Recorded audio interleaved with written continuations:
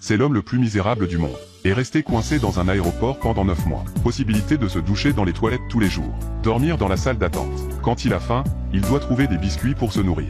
Il s'appelle Jacques. À peine descendu de l'avion, on lui a dit qu'il y avait une émeute dans son pays. Son visa et son passeport ont été invalidés sur place. Il a être retenu dans un aéroport bondé. Le directeur de l'aéroport a essayé de communiquer avec lui, mais en raison d'une différence de langue.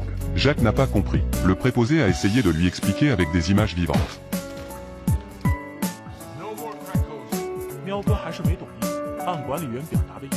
Jacques n'a toujours pas compris, comme l'a exprimé l'administrateur. Jacques est actuellement sans citoyenneté. Non seulement il ne peut pas entrer dans le pays, il ne peut pas rentrer chez lui. Il n'a pas le choix. L'administrateur n'a pas eu d'autre choix que de le placer à l'aéroport pour le moment, en attendant une notification. Et c'est là que Jacques a vu les nouvelles de son pays à la télé. Mais il ne savait pas lire l'anglais. Il avait désespérément besoin d'aide. Mais à cause de la différence de langue, il a continué à courir autour de l'aéroport, en essayant de trouver un interprète qui puisse comprendre. Il finit par apprendre les émeutes dans son pays sur une télévision. À ce moment-là, il a finalement compris. Sa maison a disparu. La porte devant lui s'ouvre et se ferme. Son cœur était rempli de sentiments contradictoires. Une langue qu'il ne comprenait pas. Une ville étrange. Il se sentait plus confus que jamais. Regardez la ruée des gens à l'aéroport. Avant qu'il ne s'en rende compte, il était tard dans la nuit. Bien, Jacques a trouvé un salon inoccupé. Il a essayé de s'allonger et de se reposer. Mais il ne pouvait pas dormir confortablement. Alors il a ouvert sa valise. Et il en a retiré ses outils. Dans quelques instants, il a transformé la chaise en un simple lit de camp. Enfin, il pouvait se reposer. C'était bien, le lendemain matin. Jacques s'est lavé brièvement. Il est allé à la fenêtre pour obtenir un certificat de sortie. Mais on lui a refusé un passeport parce qu'il n'avait pas de visa. Mais Jacques n'a pas abandonné. Il a continué à pointer tous les jours. Ce jour-là, il traversait l'aéroport en pyjama. Il a été repéré par un agent de sécurité. Il était au milieu de sa carrière. Il ne pouvait pas laisser des facteurs externes ruiner sa carrière. Alors il a trouvé Jacques. Il lui a dit, la sécurité à l'entrée change tous les jours à 12 heures. 5 minutes à perdre. Il piège Jacques pour qu'il parte. Mais dès qu'il sort de l'aéroport, il sera arrêté pour contrebande. Il n'a pas fallu longtemps pour que Jacques est venu à la porte. Mais il a hésité à faire un pas. Il ne pensait pas que c'était si simple. Parce qu'il a remarqué que les caméras de surveillance le suivaient. Alors il est allé se cacher sous les caméras. Et la caméra se précipite pour le trouver. Maintenant, Jacques savait. C'est un piège. Un homme qui se nourrit de petits biscuits tous les jours.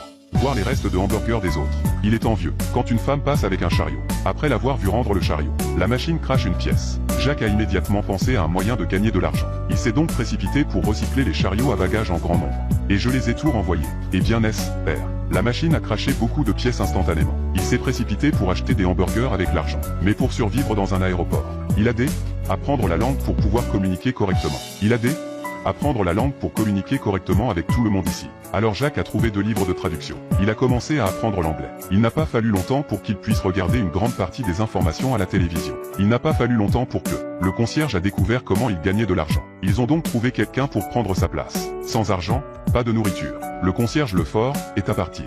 En désespoir de cause, Jacques est revenu à l'époque des biscuits pour se nourrir. Bien qu'il n'ait pas eu assez à manger. Mais au moins, il n'était pas affamé. Cette nuit-là, Alan, le livreur, s'est approché de lui. Demandé à Jacques de l'aider à courtiser May au comptoir. Et a promis de payer tous les repas de Jacques. Jacques a immédiatement accepté. Alors Jacques a commencé à aller au comptoir tous les jours. Il a commencé à lui demander ce qu'elle aimait. Et ce qu'elle détestait. Et a donné cette information à Hélène. Pour qu'il puisse avoir beaucoup de nourriture. Ce jour-là, le concierge a trouvé Jacques. Il lui a dit que s'il admettait sa peur de retourner dans son pays, qu'il pouvait demander l'asile d'urgence pour quitter le pays. Okay, all right. Do you, at this time, have any fear of returning to your own country? No. Ce n'est pas la réponse dont l'administrateur a besoin. It's home. I'm not afraid from my home. L'administrateur était tellement en colère qu'il a jeté Jacques dehors. Juste à ce moment-là, un agent de bord a glissé et est tombé. Jacques s'est précipité pour l'aider. Pour remercier Jacques de sa gentillesse, Jenny a invité Jacques à dîner. Mais Jacques ne pouvait pas quitter l'aéroport. Et il n'avait pas d'argent sur lui. Elle a décliné poliment l'invitation. Pour qu'il puisse se permettre de payer le dîner, Jacques a commencé à chercher du travail à l'aéroport. Mais il a été refusé. Parce que tout le monde savait qu'il était un apatride. Le mur brisé, Jacques a commencé à errer dans l'aéroport. Il a trouvé un mur en cours de rénovation. Étant étudiant en architecture, il n'a pas pu résister à l'envie de donner un coup de main. Et c'est ce qui s'est passé. Après une nuit de travail, un tout nouveau mur est apparu. Et c'est alors que certains des constructeurs sont arrivés sur le site. En voyant comment Jacques s'est débrouillé, ils ont engagé Jacques pour rejoindre leur équipe. Cela a été rapidement découvert par le surintendant. Il a découvert que Jacques était mieux payé que lui. Essayait de se débarrasser de Jacques par tous les moyens. En conséquence, aucun des départements n'a voulu prendre Jacques. Ce jour-là, les supérieurs sont venus inspecter l'aéroport. Mais il s'est passé quelque chose à l'aéroport. Un passager originaire d'Europe de l'Est a vu son ruban de médicaments suspendu. Un passager agité a tenté de se tuer avec un couteau, en raison de la différence de langue.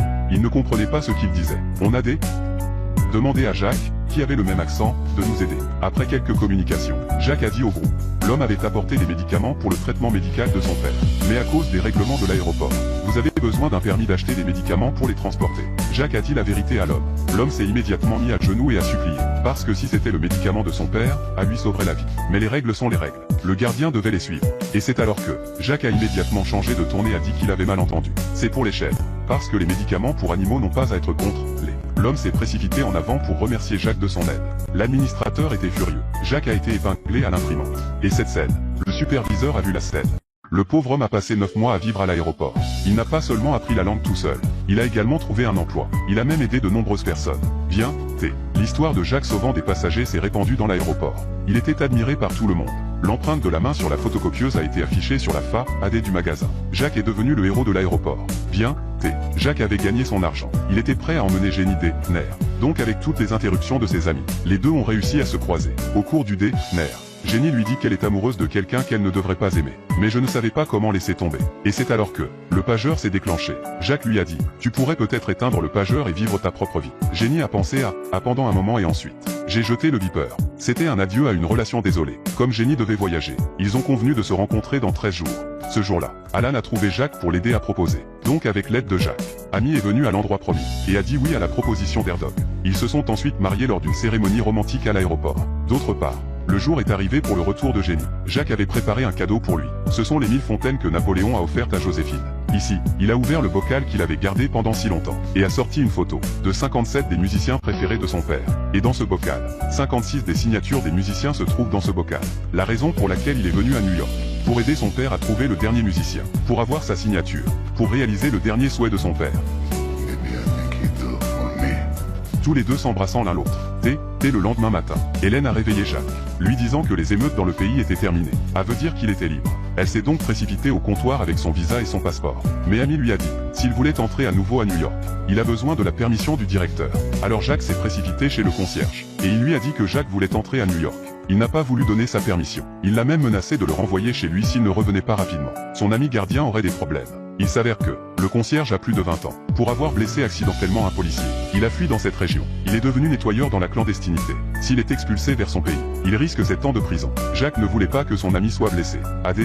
Accepté de retourner dans son pays. Quand ses amis ont entendu la nouvelle, il l'a traité de elle, la sécurité n'en pouvait plus. Je lui ai dit la vérité. Il n'a pas fallu longtemps pour que l'aéroport a déclenché une émeute. Le concierge a été vu avec une serpillière, se précipitant avec détermination vers l'avion qui était sur le point d'accoster.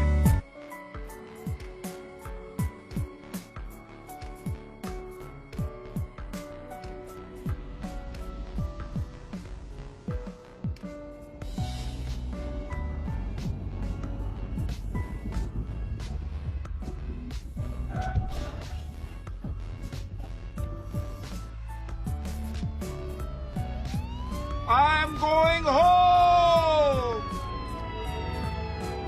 De cette façon, il disait à Jacques de ne pas abandonner. Alors Jacques a décidé de quitter l'aéroport. Tous ses anciens amis sont venus le voir. Mais il a été arrêté par la sécurité à la porte. L'agent de sécurité lui a dit de se retourner. La seconde suivante, un manteau est arrivé. It's snowing in the city and you're gonna need that. Good luck. Le concierge était furieux à travers l'intercom. Mais peu importe combien il a essayé de l'arrêter, l'agent de sécurité n'a pas entendu. Et c'est tout. Après une interruption de 9 mois, Jacques a finalement franchi la porte de l'aéroport. À la fin de l'histoire, Jacques avait obtenu la signature finale, et accompli le dernier souhait de son père. Et c'est la fin du film. Cependant, il existe un prototype pour ce film. Dans le prototype, Jacques a passé 18 ans dans l'aéroport. Il n'a pas pu non plus quitter l'aéroport. Et il ne peut pas retourner dans son pays. Mais il a gagné le respect. Il a gagné le respect de tout le monde. Et à la fin, elle a eu sa fin heureuse. Merci de votre intérêt. À la prochaine.